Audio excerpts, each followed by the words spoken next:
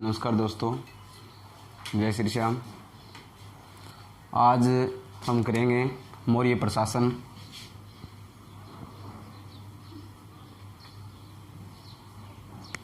मौर्य प्रशासन।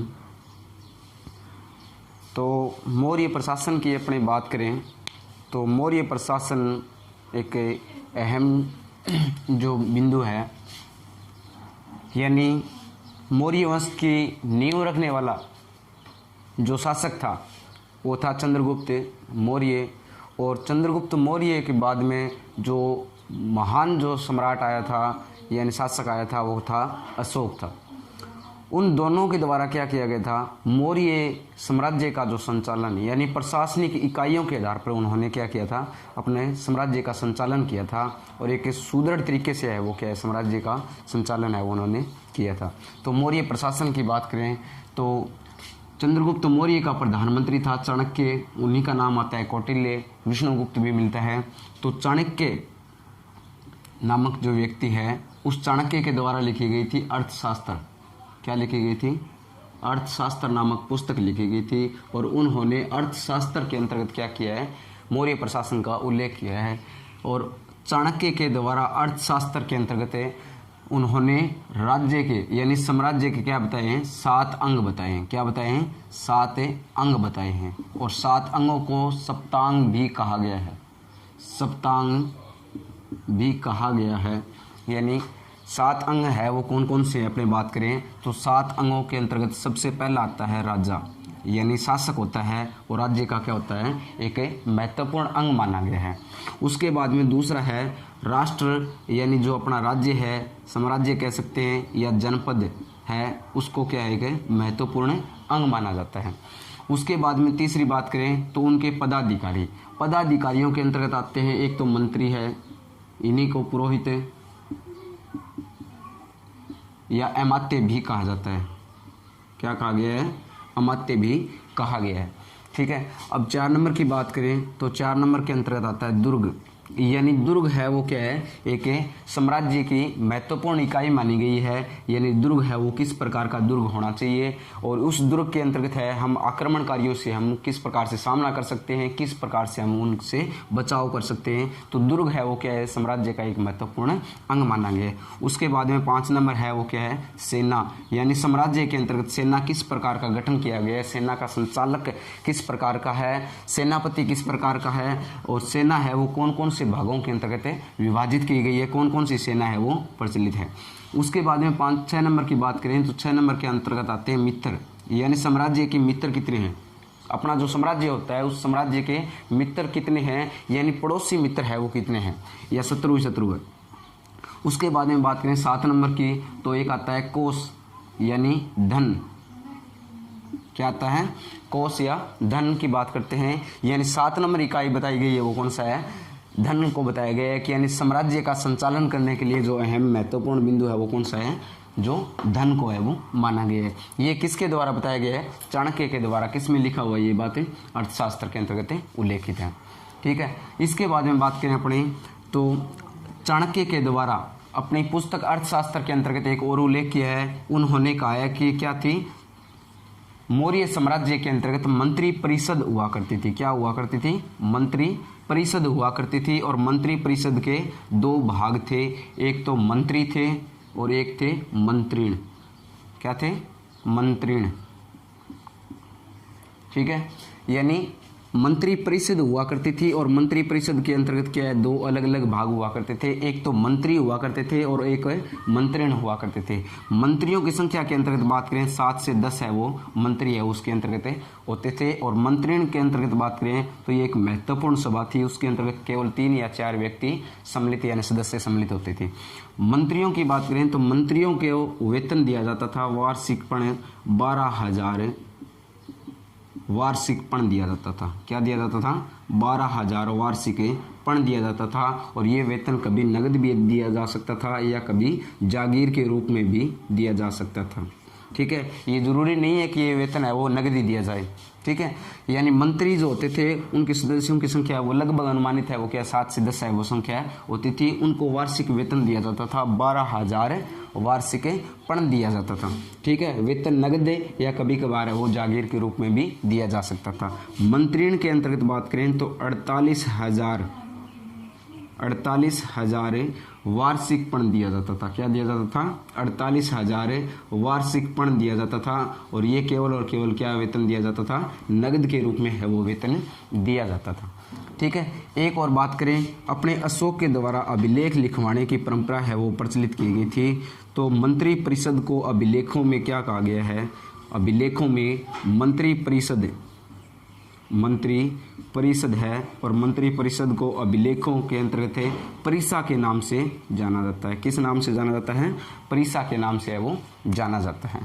ठीक है, ये तो थी सामान्य बात जानकारियाँ, यानी चाणक्य के द्वारा अर्थशास्त्र पुस्तक लिखी गई है, उसके अंतर्गत साम्राज्य के क्या बताए गए? 7 अंग बताए गए, यानी सप्तांग बताए गए हैं। राजा, राष्ट्र, मंत्री, दुर्ग, सेना और मित्र और कोष यानी धन है वो बताया गया। मंत्री परिषद के अंतर्गत 2 अलग अलग है वो गठन किया जाता था। एक मंत्री होते थे और एक क्या होते थे? मंत्रीण होते थे। मंत्रियों को वेतन 12,000 वार्षिक पण नगद या जागीर के रूप में दिया जाता था, और मंत्रीण को है वो वेतन 48,000 वार्षिक पण है वो क्या है? केवल और केवल नगद के रूप में है वो दिया जाता था।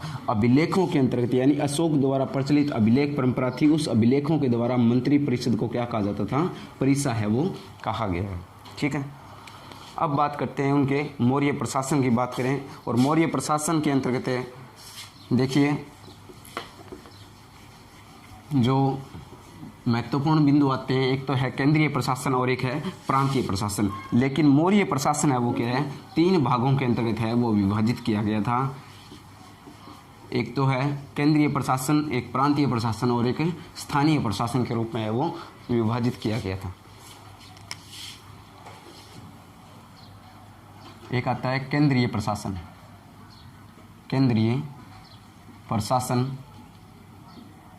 और एक आता है प्रांतीय प्रशासन, और एक आता है स्थानीय प्रशासन।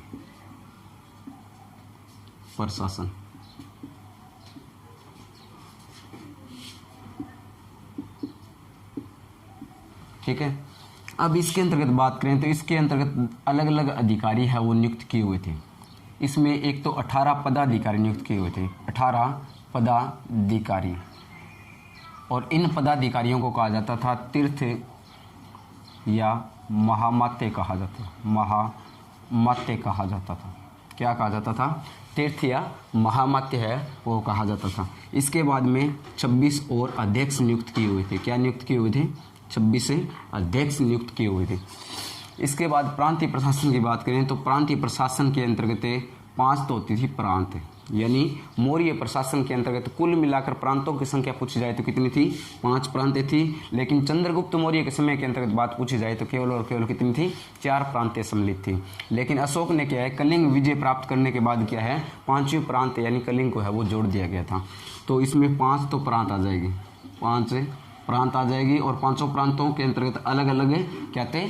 प्रांतपति यानी युवराज है वो नियुक्त किए हुए थे। इसके बाद में कुछ अन्य अधिकारी थे।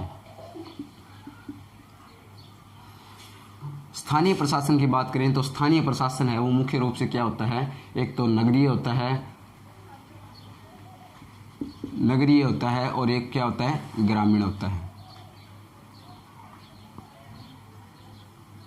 एक होता है ग्रामीण प्रशासन। ठीक है, इनके अंतर्गत देखें अपने, यानी ये इनका जो एक ढांचा है वो तैयार किया हुआ था। एक तो केंद्रीय प्रशासन था, एक प्रांतीय प्रशासन था और एक स्थानीय प्रशासन था। संपूर्ण साम्राज्य को संचालित करने के लिए 3 अलग अलग इकाइयों के अंतर्गत है वो क्या है? विभाजित किया हुआ था। अपने सबसे पहले बात करते हैं 18 पदाधिकारी यानी तीर्थ व महामात्य कौन कौन से थे उनके उल्लेख करते हैं सबसे पहले। तो देखिए,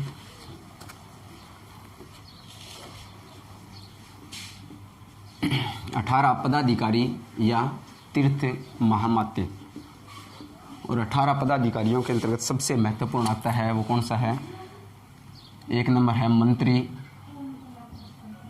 या पुरोहित। 1 नंबर है वो क्या है? मंत्री या पुरोहित होता था।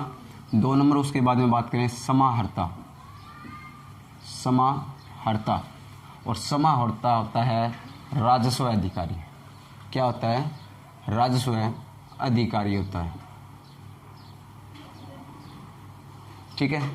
उसके बाद में 3 नंबर बात करें तो सन्निधत्ता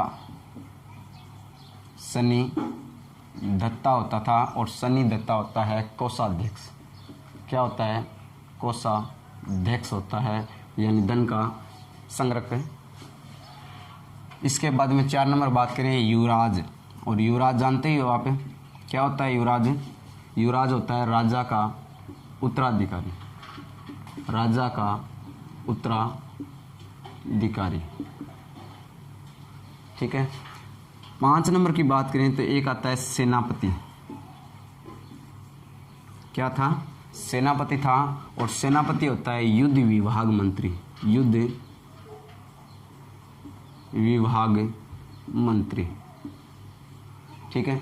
एक होता था नायक, एक क्या होता था? नायक होता था, और नायक होता है सेना का संचालक। क्या होता है? सेना का संचालक। अब देखिए दोनों के अंतर्गत अंतर क्या है। ये सेनापति होता है वो क्या है? युद्ध विभाग मंत्री होता है, यानी मौर्य साम्राज्य के अंतर्गत अलग अलग 5 प्रकार की है वो सेना संचालित थी। एक पैदल सेना थी, एक अश्व सेना थी, गज सेना थी। ठीक है। यानी नौसेना भी थी। उसमें अलग अलग जो सेनाएं हैं, उस सेना का, प्रत्येक सेना का जो संचालक है वो क्या कहलाता था? नायक कहलाता था। और संपूर्ण सेना का संचालक है वो क्या कहलाता था? सेनापति कहलाता था। इसके बाद में 7 नंबर बात करें तो एक आता है प्रदेष्ठा। क्या आता है? प्रदेष्ठा आता है, और प्रदेष्ठा होता है भी फौजदारी न्यायालय का न्यायाधीश, और इसे कमिश्नर भी कहा जाता था। क्या कहा जाता था? कमिश्नर भी कहा जाता था। ठीक है। न्यायालय की बात करें तो न्यायालय मुख्य रूप से 2 प्रकार के न्यायालय होते हैं। एक तो होता है फौजदारी न्यायालय, और एक था दीवानी न्यायालय। ठीक है। फौजदारी न्यायालय के अंतर्गत सीमावर्ती है या युद्ध संबंधित मामले है वो उसमें होते निपटारा किया जाता था, और दीवानी न्यायालय के अंतर्गत घरेलू संबंधित जो निपटारा है वो किया जाता था। उसके बाद में बात करें 8 नंबर की, तो 8 नंबर है व्यावहारिक। और व्यावहारिक होता था भी दीवानी न्यायालय का न्यायाधीश।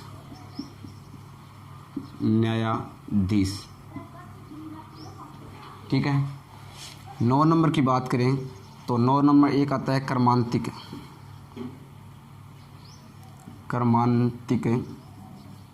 और कर्मांतिक होता था उद्योगों का निरीक्षक। उद्योगों का क्या होता था? निरीक्षक होता था। 10 नंबर की बात करें तो एक आता है अंतपाल। और अंतपाल होता था सीमावर्ती दुर्गों का रक्षक। क्या होता था? सीमावर्ती दुर्गों का रक्षक है, यानी मौर्य साम्राज्य की जो सीमा निकटवर्ती जो सीमा लगती थी उनके निकटवर्ती जो दुर्ग थे उन दुर्गों का रक्षक है वो क्या कहलाता था? अंतपाल है वो कहलाता था। उसके बाद में 11 नंबर बात करें दंडपाल। दंडपाल होता था पुलिस अधिकारी, यानी प्रशासनिक इकाई से जुड़ा हुआ व्यक्ति पुलिस अधिकारी होता था। 12 नंबर की बात करें तो 12 नंबर एक आता है मंत्री परिषदाध्यक्ष, यानी मंत्री परिषद का अध्यक्ष। मंत्री परिषद का अध्यक्ष क्या होता था? मंत्री परिषद अध्यक्ष। मंत्री परिषद का अध्यक्ष, यानी मैंने आपको जो अभी बताया है मंत्री परिषद हुआ करती थी, उसमें मंत्री और मंत्रीण अलग अलग जो अधिकारी है वो नियुक्त किए जाते थे, उनका अध्यक्ष है वो क्या कहलाता था? मंत्री परिषदाध्यक्ष कहलाता था। उसके बाद में बात करें एक आता था द्वारिक। और द्वारिक होता था राजमहलों की देख रेख करने वाला, देख रेख करने वाला, राजमहलों की देख रेख करने वाला।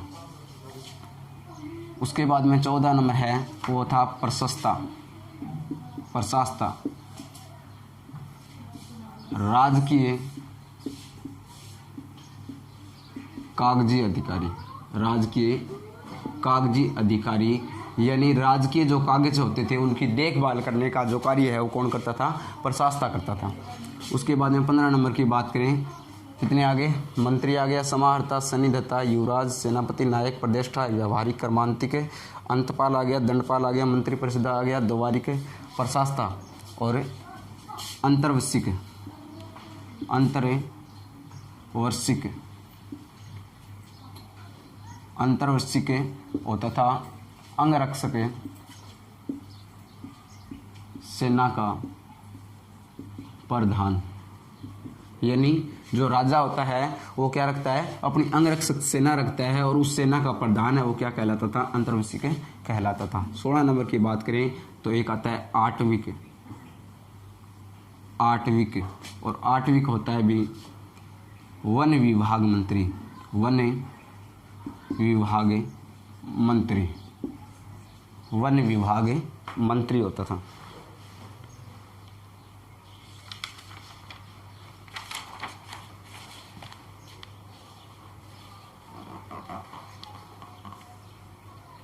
कितने आगे? ये 16 आगे क्या?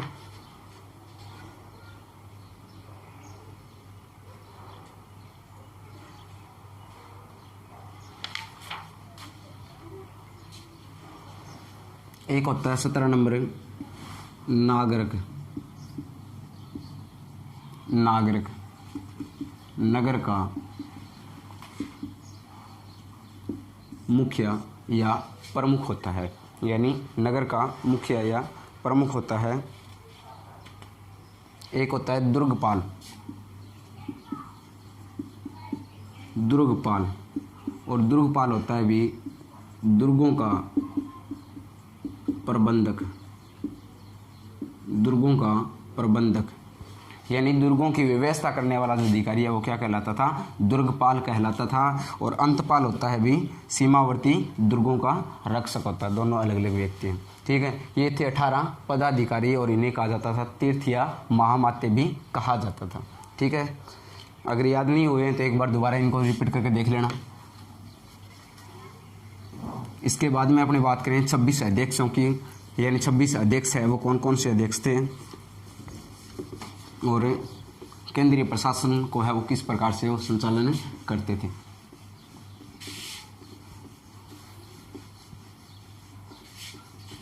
छब्बीस अध्यक्षों की बात करते हैं अपने। एक नंबर आता है अध्यक्ष, कोषाध्यक्ष या लक्षणाध्यक्ष, लक्षणाध्यक्ष और इनका कार्य था मुद्रा व टकसाल जारी करना। क्या करना? जारी करना। यानी मुद्रा का जारी करने वाला व्यक्ति क्या कहलाता था? कोषाध्यक्ष या लक्षणाध्यक्ष है वो कहलाता था। लेकिन इसी के अंतर्गत एक दूसरा व्यक्ति होता था रूप दर्शक। क्या नाम है? रूप दर्शक है। और रूप दर्शक का कार्य था मुद्रा का निरीक्षण करना, मुद्रा का निरीक्षण करना होता था, ठीक है। इसके बाद में बात करें 2 नंबर है पण्याध्यक्ष। पण्याध्यक्ष होता था और पण्याध्यक्ष का जो कार्य था वो था व्यापार वाणिज्य, व्यापार वाणिज्य का अध्यक्ष, व्यापार वाणिज्य का अध्यक्ष। उसके बाद में कुप्याध्यक्ष, और कुप्याध्यक्ष होता था वो होता था जंगल की वस्तुओं, जंगल की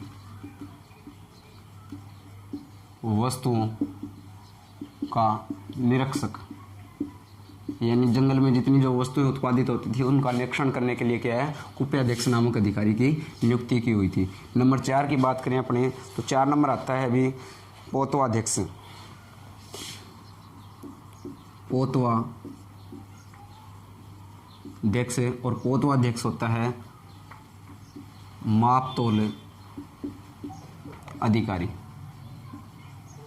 यानी मापतोल करने के अध्यक्ष है। इसके बाद में 5 नंबर बात करें, एक आता है शुल्काध्यक्ष। शुल्काध्यक्ष आता है और शुल्काध्यक्ष का कार्य होता है कर वसूली करना, कर वसूली करना। उसके बाद में 6 नंबर आता है सूत्राध्यक्ष। सूत्राध्यक्ष और सूत्राध्यक्ष, सूत्रा से हो गया सूत और सूत्रा से हो गया वस्त्र अधिकारी, याद रह जाएगा, वस्त्र अधिकारी। नंबर 7 है वो था आयुधागाराध्यक्ष। आयुधागाराध्यक्ष और ये होता है भी अस्त्र शस्त्र अधिकारी, यानी अस्त्र शस्त्रों की देखभाल करने वाला अधिकारी, अस्त्र शस्त्र अधिकारी। ठीक है। और नंबर 8 है वो था सूराध्यक्ष। सूराध्यक्ष और सूराध्यक्ष होता है भी आबकारी अधिकारी, आबकारी अधिकारी। इसके बाद में 9 नंबर है वो था सुनाध्यक्ष। सुनाध्यक्ष और सुनाध्यक्ष होता है बुचड़ खाने का अधिकारी, बुचड़ खाने का अधिकारी। और 10 नंबर है वो है सीताध्यक्ष। सीताध्यक्ष और सीता होती थी भी मौर्य काल के अंतर्गत राजकीय भूमि को है वो क्या कहा जाता था, सीता कहा जाता था। सीताध्यक्ष होता था राजकीय कृषि विभाग मंत्री। ठीक है। 11 नंबर की बात करें तो एक आता है आक्राधीश। आक्राध्यक्ष और आक्राध्यक्ष होता था खानों का अध्यक्ष, खानों का अध्यक्ष। ठीक है। कितने आगे, 11 आगे क्या। उसके बाद में 12 नंबर की बात करें अपने, बोर्ड एक दोबारा लिखते हैं इस पे। 12 नंबर देखिए,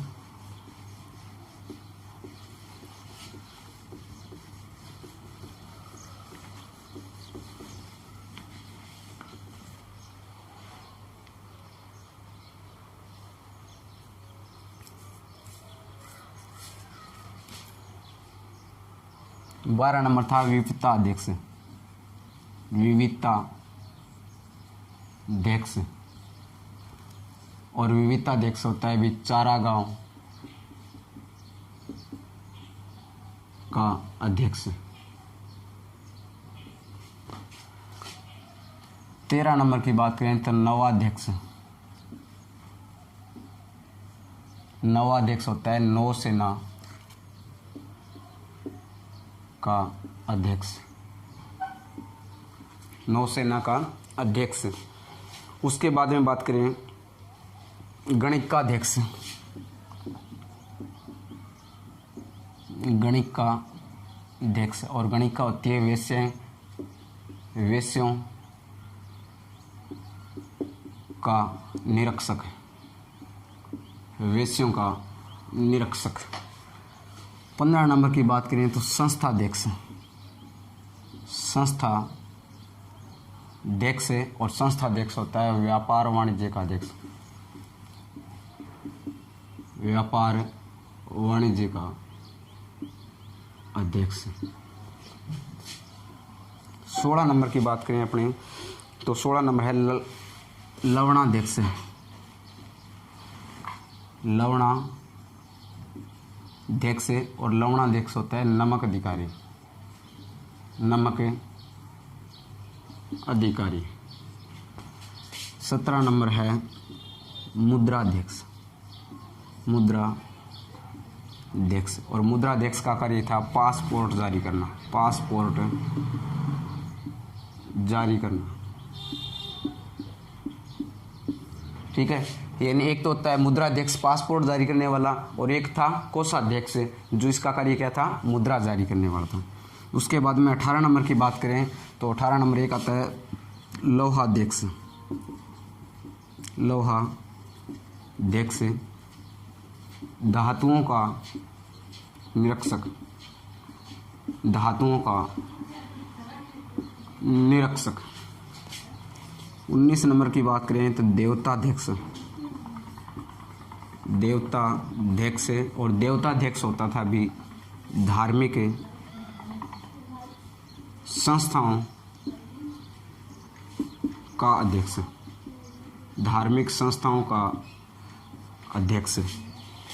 20 नंबर की बात करें अपने, मुद्राध्यक्ष आ गया, लौहाध्यक्ष आ गया, देवताध्यक्ष आ गया। उसके बाद में 20वां नंबर है कोष्ठागाराध्यक्ष। भंडारगरों का अध्यक्ष। भंडारगरों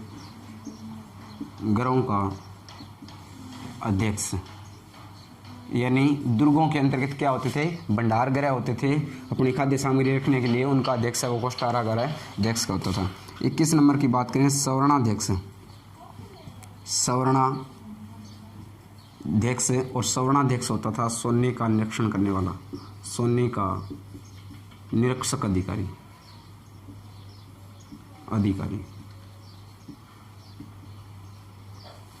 सोने का निरीक्षक अधिकारी। 22 नंबर की बात करें तो 22 नंबर था हस्तिध्यक्ष। हस्तिध्यक्ष, और ये था हाथियों की देखभाल करने वाला। हाथियों की देखभाल करने वाला। 23 नंबर की बात करें तो 23 नंबर था अभी बंधनाध्यक्ष। बंधनाध्यक्ष, और बंधनाध्यक्ष होता है जेल अधिकारी। जेल अधिकारी, यानी बंदी को जो बंद रखा जाता है, किसके अंतर्गत रखा जाता है, जेलों के अंतर्गत है, तो बंधनाध्यक्ष से क्या हो गया, जेल अधिकारी होता था। उसके बाद में आता है दूताध्यक्ष। 24 नंबर आता है दूताध्यक्ष। दूताध्यक्ष जुआ अधिकारी। जुआ अधिकारी। 25 नंबर होता था पत्तनाध्यक्ष। पत्तनाध्यक्ष होता था बंदरगाहों का अधिकारी। बंदरगाहों का अध्यक्ष, यानी माल एक स्थान से दूसरे स्थान के ऊपर जो ले जाने के लिए जो बंदरगाहें का उपयोग किया जाता था, उस बंदरगाहों का अध्यक्ष है वो क्या कहलाता था, पत्तनाध्यक्ष कहलाता था। 26 नंबर जो होता था मात्रा प्रसरण हुआ करता था, और ये था गुप्तचर अधिकारी। गुप्तचर अधिकारी, ठीक है। ये थे भी 26 अध्यक्ष, यानी पहले हमने पढ़ा था 18 पदाधिकारी, उसके बाद में क्या आए थे, 26 अध्यक्ष थे। ये किसके लिए थे, केंद्रीय प्रशासन को संचालित करने के लिए थे। लेकिन एक नोट लगा के याद कर लेना, एक प्रशस्त्री नामक जो व्यक्ति होता था वो क्या करता था, जेल की देखभाल करता था। जेलों की देखभाल करने वाला था, ठीक है। ये भी क्या था, इन्हीं के अंतर्गत था, ठीक है। ये अलग से था। तो प्रशस्त्री नामक जो व्यक्ति था यानी अधिकारी था, जेलों की देखभाल करने वाला अधिकारी हुआ करता था। ये था भी केंद्रीय प्रशासन। यानी जो मौर्य वंश की बात करें तो मौर्य वंश से अलग अलग जो भागों के अंतर्गत है, यानी प्रशासनिक इकाई अलग अलग भागों के अंतर्गत विभाजित है, और केंद्रीय प्रशासन के अंतर्गत 18 जो पदाधिकारी यानी तीर्थ महामात्य कहलाते हैं, और उसके बाद में 26 अध्यक्षों का जो जिक्र किया जाता है।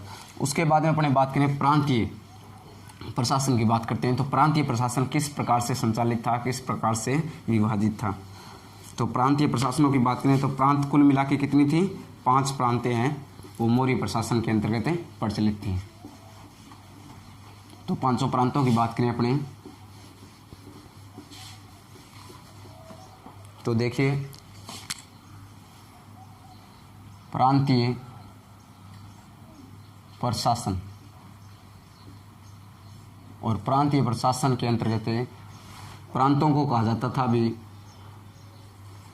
प्रांतों को चक्कर या आहार कहा जाता था। क्या कहा जाता था, चक्कर या आहार कहा जाता था। ठीक है, कुल मिला के प्रांतों की संख्या है वो कितनी थी, 5 प्रांतें थी, और 500 प्रांतों का उल्लेख करते हैं अपने। तो पहली प्रांत आती है उत्तरापंथ, और उत्तरापंथ की राजधानी थी भी तक्षशिला, जो वर्तमान में कहाँ पे है, पाकिस्तान के अंतर्गत स्थित है। दूसरी आती है वो कौन सी है, दक्षिणापथ थी, और दक्षिणापथ है वो उनकी राजधानी थी सुवर्णगिरी थी। 3 नंबर की बात करें तो मध्य देश, या इसे प्राच्य देश भी कहा जाता था, प्राच्य देश और मगध भी कहा जाता था। इसकी राजधानी थी पाटलिपुत्र। 4 नंबर की बात करें तो एक प्रांत थी अवंती, और अवंती की राजधानी थी भी उज्जैन। क्या थी, उज्जैन थी। 5 नंबर की बात करें तो 5 नंबर जो अशोक के द्वारा विजित प्रदेश था कलिंग, और कलिंग की राजधानी थी तोसाली। ठीक है, तो मौर्य प्रशासन के अंतर्गत कुल मिला के कितनी प्रांतें थी, 5 प्रांतें थी। चंद्रगुप्त मौर्य के समय तक 4 प्रांतें थी। ठीक है, एक बात और याद कर लेना, अशोक के द्वारा क्या किया गया था, अशोक के द्वारा एक तो तोसाली, एक उज्जैन, और एक है तक्षशिला। 3 ऐसी प्रांतें थी जिनके अंतर्गत क्या नियुक्त किए हुए थे, कुमार नियुक्त किए गए थे। किसके द्वारा नियुक्त किए गए थे, अशोक के द्वारा है वो नियुक्त किए गए थे। क्या नियुक्त किए गए थे, कुमार नियुक्त किए गए थे। और इन कुमारों को कहा जाता था भी युवराज या प्रांतपति कहा जाता था। क्या कहा जाता था, युवराज व प्रांतपति कहा जाता था। ठीक है, ये थी प्रांतीय जो इकाइयाँ थी। और प्रांतों की बात करें अपने, उसके बाद में देखिए मौर्य साम्राज्य की जो इकाइयाँ हैं, मौर्य साम्राज्य है वो विभाजित किया गया था अलग अलग प्रांतों के अंतर्गत, और उसके अंतर्गत मौर्य साम्राज्य को इकाइयों के अंतर्गत बांटा गया था। तो मौर्य साम्राज्य की इकाई की बात करें अपने, मौर्य साम्राज्य की इकाई, और इकाई की बात करें अपने तो सबसे पहले एक इकाई आती है भी साम्राज्य। क्या है, साम्राज्य था। उसके बाद में 2 नंबर थी प्रांत। क्या आता है, प्रांत। प्रांत को क्या कहा जाता था, चक्कर या आहार कहा जाता था। ठीक है, इसके बाद में 3 नंबर आता है आहार या विषय। आहार या विषय कहा जाता है, जो वर्तमान स्थिति किसकी मानी जाती है, जिला की मानी जाती है। ठीक है, यानी जिले को क्या कहा जाता था, आहार या विषय कहा जाता था। 4 नंबर की बात करें तो एक थी स्थानिक, और स्थानिक के अंतर्गत थे भी 800 गांव। 800 गांवों का समूह है, क्या कहलाता था, स्थानिक कहलाता था। ठीक है, वो सॉरी स्थानीय आएगा यहाँ पे, स्थानिक तो उसका अध्यक्ष था, स्थानीय, और इसका अध्यक्ष यानी इसका संचालक जो व्यक्ति होता था वो क्या कहलाता था, स्थानिक कहलाता था। ठीक है, 5 नंबर आती है द्रोणमुख। द्रोणमुख है, और द्रोणमुख के अंतर्गत थे भी 400 गांवों का समूह है। 6 नंबर की बात करें तो एक आती है खारोटिक। खारोटिक, और खारोटिक के अंतर्गत थे भी 200 गांवों का समूह। 200 गांवों का समूह क्या कहलाता था? खारोटिक कहलाता था। 7 नंबर की बात करें, संग्रहण। संग्रहण और संग्रहण के अंतर्गत थे भी 100 गांव। 100 गांवों का समूह होता था। ठीक है। एक इसके 8वीं इकाई की बात करें तो ग्राम। ग्राम है वो मौर्य साम्राज्य की क्या थी? सबसे छोटी इकाई थी, सबसे छोटी इकाई थी। ठीक है, ये था मौर्य साम्राज्य की इकाइयों की बात करते हैं अपने। तो मौर्य साम्राज्य एक तो सबसे बड़ा जो होता था वो साम्राज्य थी इकाई। उसके बाद में प्रांत यानी चक्कर या आहार कहा जाता था। आहार या विषय जिले को कहा जाता था। स्थानिक के अंतर्गत कितने गांव थे? 800 गांव थे। द्रोणमुख के अंतर्गत कितने गांव सम्मिलित थे? 400 गांव सम्मिलित थे। और खारोटिक के अंतर्गत कितने थे? 200 गांव थे। और संग्रहण के अंतर्गत कितने थे? 100 गांव थे। ग्राम है वो क्या थी? सबसे छोटी इकाई के अंतर्गत आता था। ठीक है, ये थी मौर्य प्रांतीय जो प्रशासन की इकाइयाँ थी। उसके बाद में अपने बात करते हैं कि यानी इसके अंतर्गत पदाधिकारी है वो कौन कौन से नियुक्त किए गए थे, क्या क्या नाम थे।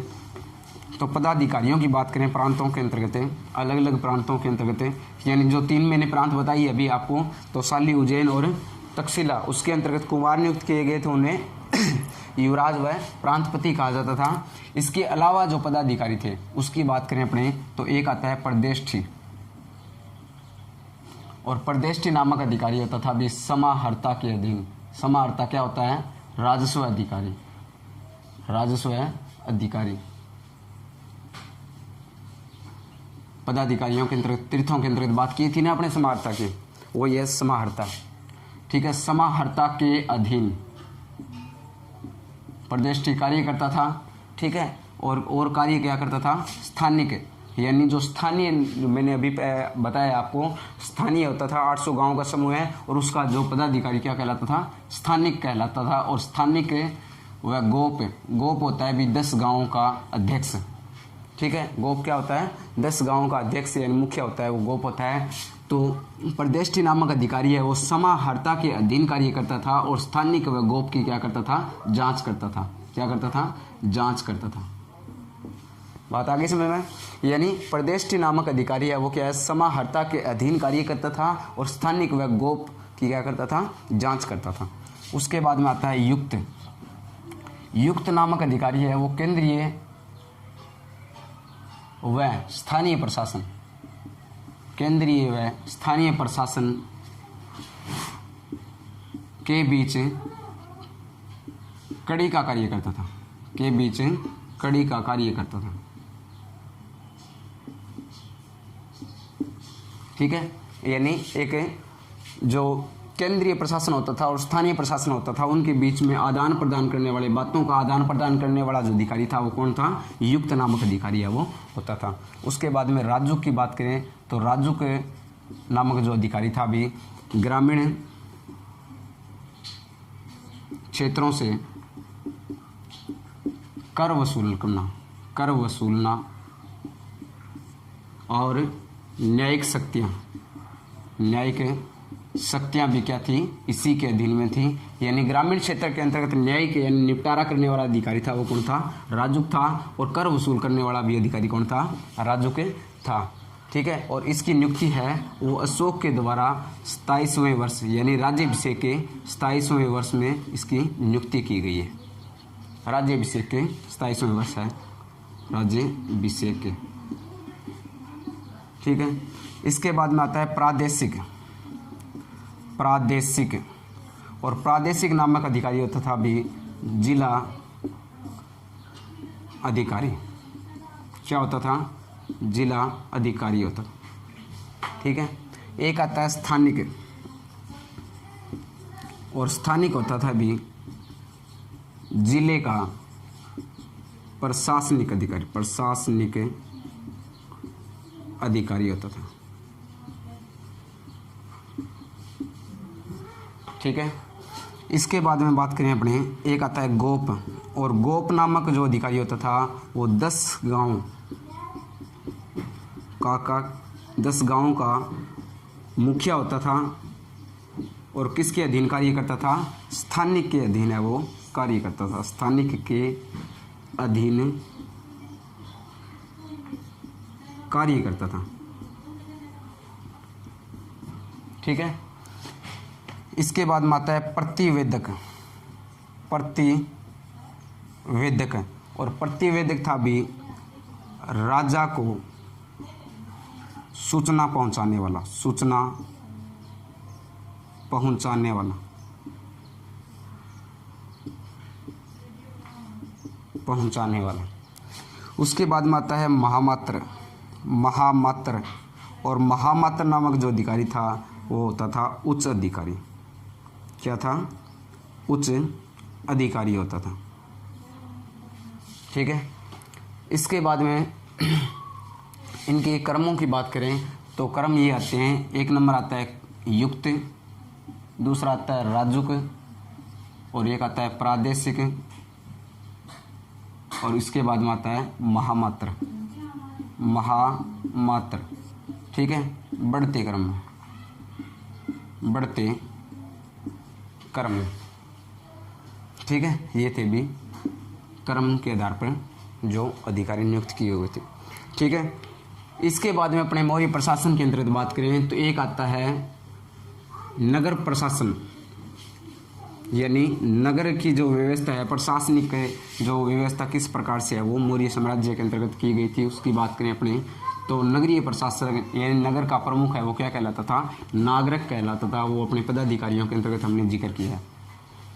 नगर की बात करें, नगर प्रशासन, नगर प्रशासन, और नगर का मुखिया है वो क्या कहलाता था? नागरिक कहलाता था। ठीक है। नगर के अंतर्गत बात करें अपने तो नगर के अंतर्गत यूनानी जो लेखक है, यूनानी लेखक है, यूनानी लेखकों के अनुसार पाटलिपुत्र नगर को, पाटलिपुत्र नगर को पोलिबोर्थो, पोलिबोर्था कहा गया है। क्या कहा गया है? पोलिबोर्था कहा गया है। ठीक है। किसके अनुसार कहा गया है? यूनानी लेखकों के अनुसार कहा गया है। ठीक है। एक यूनानी जो लेखक आता है स्टेब्रो, स्टेब्रो के अनुसार पाटलिपुत्र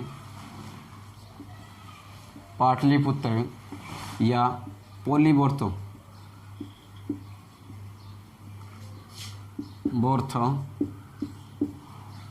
की आकृति, यानी स्टेब्रो ने पाटलिपुत्र नगर की आकृति है वो किस प्रकार से बताई है? तो स्टेब्रो के अनुसार आकृति है वो पाटलिपुत्र नगर की इस प्रकार से थी, यानी उन्होंने बताया 80 स्टेडिया, 80 स्टेडिया क्या थी? लंबाई थी, और 18 स्टेडिया क्या थी? चौड़ाई थी।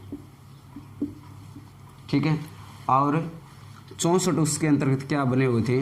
द्वार बने हुए थे, यानी प्रवेश द्वार। पाटलिपुत्र नगर के अंतर्गत प्रवेश करने के लिए कितने द्वार बने हुए थे? 64 द्वार है वो बने हुए थे। इसके बाद में 570 उसमें क्या बने हुए थे? बुर्ज बने हुए थे। क्या बने हुए थे? बुर्ज बने हुए थे। ये किसके अनुसार बताया गया है? स्टेब्रो के अनुसार है वो बताया गया है। एक आता है मेगस्थनीज, मेगस्थनीज, और मेगस्थनीज के अनुसार है, इन्होंने भी क्या है पाटलिपुत्र नगर का आकृति की बात की है, तो इन्होंने बताया मेगस्थनीज के अनुसार 9 मील थी वो क्या थी? लंबाई थी। 9 मील लंबाई थी, और 1.5 मील थी वो क्या थी? चौड़ाई थी। ठीक है। और 64 द्वार बने हुए थे प्रवेश करने के लिए, और 570 क्या थे? बुर्ज थे।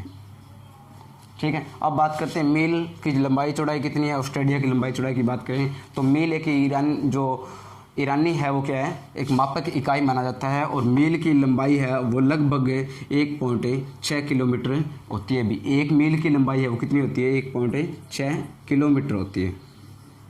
ठीक है। ऑस्ट्रेलिया की बात करें तो 1 मील के अंतर्गत लगभग 10 स्टेडिया होता है। 1 मील के अंतर्गत कितना होता है? लगभग 10 स्टेडिया है वो इसके अंतर्गत होता है। ठीक है। ये तो था नगरीय प्रशासन की आकृति की बात की है हमने, यानी यूनानी जो इतिहासकार थे उन्होंने पाटलिपुत्र नगर को है वो क्या है पोलीबोर्थो का है, और पोलीबोर्थो की आकृति है उन्होंने क्या है अलग अलग शब्दों के अंतर्गत उन्होंने व्यक्त की है, यानी स्टेब्रो के अनुसार इस प्रकार से व्यक्त की गई है और मैक्सनीज के अनुसार इस प्रकार से वो व्यक्त की गई है। इसके बाद में बात करें कि यानी नगर के अंतर्गत नगर का संचालन करने के लिए जो अधिकारी नियुक्त किए गए थे उन अधिकारियों को क्या कहा जाता था, कौन कौन से अधिकारी थे उसकी बात करें तो नगर का संचालन करने के लिए 6 समितियां हैं वो बनाई गई थी। क्या बनाई गई थी? नगर का संचालन करने के लिए 6 समितियां बनाई गई थी, और प्रत्येक समिति के अंतर्गत कितने सदस्य थे? 5 सदस्य थे। कितने थे? 5 सदस्य सम्मिलित थे। ठीक है, तो कुल मिलाकर नगर का संचालन कितने सदस्यों के द्वारा किया जाता था? 30 सदस्यों के द्वारा किया जाता था। ठीक है, और प्रत्येक समिति का जो कार्य अलग अलग 6 समितियों की बात करें तो 6 समितियों का अलग अलग जो कार्य होता था। प्रथम समिति यानी जो प्रथम समिति होती थी उस प्रथम समिति का कार्य था उद्योगों व शिल्पगृहों का निरीक्षण करना था। ठीक है, दूसरी जो समिति बनी हुई थी यानी द्वितीय जो समिति बनी हुई थी, और द्वितीय समिति का जो कार्य था विदेशियों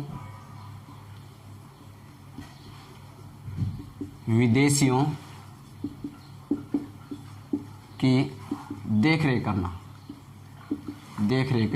करना, यानी भारत के अंतर्गत यानी मगध साम्राज्य के अंतर्गत मौर्य साम्राज्य के अंतर्गत जो विदेशी जो लोग आते थे उनकी देखरेख करने का कार्य किसका था? द्वितीय समिति के द्वारा किया जाता था। तीसरी जो समिति थी और तृतीय जो समिति थी उस तृतीय समिति का कार्य था जन्म मरण का पंजीकरण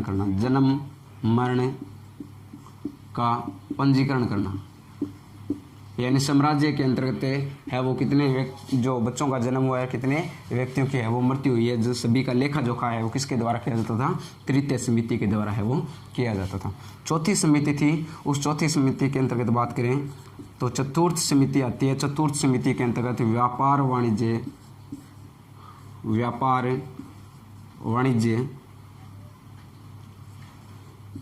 का निरीक्षण करना। ठीक है, पांचवी समिति के अंतर्गत था, पांचवी समिति आती है और पांचवी समिति के अंतर्गत है बिक्री की हुई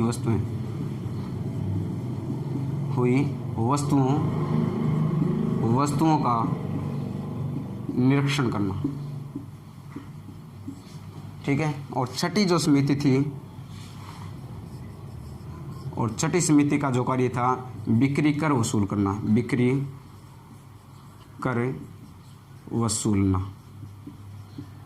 ठीक है, और बिक्री कर होता था भी 1/10 भाग होता था। बिक्री कर कितना होता था? 1/10 भाग है वो बिक्री कर वसूल किया जाता था। यानी नगर का संचालन करने के लिए 6 समितियां है वो बनाई गई थी। प्रत्येक समिति में कितने सदस्य थे? 5 सदस्य होते थे। कुल मिलाकर कितने हो गए? 30 सदस्य थे, और इस समितियों के अंतर्गत अलग अलग जो बंटवारा है वो किया गया था। यानी पहली समिति थी उसका उद्योग व शिल्प जो गृह होते थे उनका निरीक्षण करने का कार्य था। दूसरी थी विदेशियों की देखरेख करने का, और तीसरी है वो क्या? जन्म मरण का पंजीकरण करना, रजिस्ट्रेशन करना था। व्यापार वाणिज्य चौथी समिति का कार्य था व्यापार वाणिज्य थे उनका निरीक्षण करना, और पांचवी समिति है वो बिक्री की हुई वस्तुएं यानी व्यापार के माध्यम से जो वस्तुएं बिक्री की हुई थी उनका निरीक्षण करना, यानी कितनी वस्तुएं हैं वो बेची गई है। और उस वस्तुओं के ऊपर जो छठी समिति का कार्य था उस वस्तुओं के ऊपर क्या करना? कर वसूलना। और कर कितना वसूल किया जाता था? 1/10 भाग है वो कर वसूल किया जाता था। ठीक है, ये तो था नगर प्रशासन। उसके बाद में बात करें नगर के कुछ यूनानी जो स्रोत है, यूनानी इतिहासकार है, उनके द्वारा है वो क्या नगर के जो अधिकारियों को अलग अलग नाम से वो व्यक्त किया गया है, उल्लेख किया गया है। तो यूनानी लेखकों के अनुसार है वो क्या है नगर के अधिकारियों को अलग अलग नाम से वो व्यक्त किया गया है। पहला अधिकारी आता है एग्रोनोमाई, और एग्रोनोमाई नामक जो अधिकारी था भी जिला अधिकारी होता था। यानी किसके अनुसार है वो? यूनानी लेखकों के अनुसार जिला अधिकारी होता था। ठीक है, दूसरा है एंटीनोमाई। एंटीनोमाई नामक जो अधिकारी होता था, और एंटीनोमाई है वो क्या होता था, नगर का आयुक्त, नगर आयुक्त होता था, यह नगर का मुखिया होता था। तीसरा जो अधिकारी है वो बताया गया सैनिक अधिकारी, यानी सेना का अधिकारी, सैनिक अधिकारी। ठीक है, ये किसके अनुसार बताया गया है, यूनानी लेखकों के अनुसार है वो बताया गया है।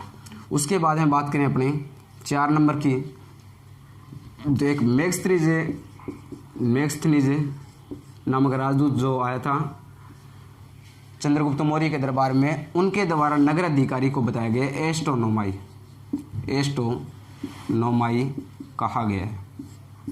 ठीक है, एस्ट्रोनोमाई मेगस्थनीज के अनुसार क्या था, नगर अधिकारी होता था, नगर अधिकारी होता था। ठीक है, ये है भी दोस्तों मौर्य प्रशासन, अभी पूरा नहीं हुआ है, और आगे वाले वीडियो के अंतर्गत हम बात करेंगे उनके जो सैन्य प्रशासन की, उनकी सामाजिक इकाई और उनकी आर्थिक स्थिति यानी आर्थिक इकाइयाँ हैं वो कौन कौन सी थी, आगे वाले वीडियो के अंतर्गत जिक्र करेंगे हम। तो धन्यवाद, आज के लिए इतना ही।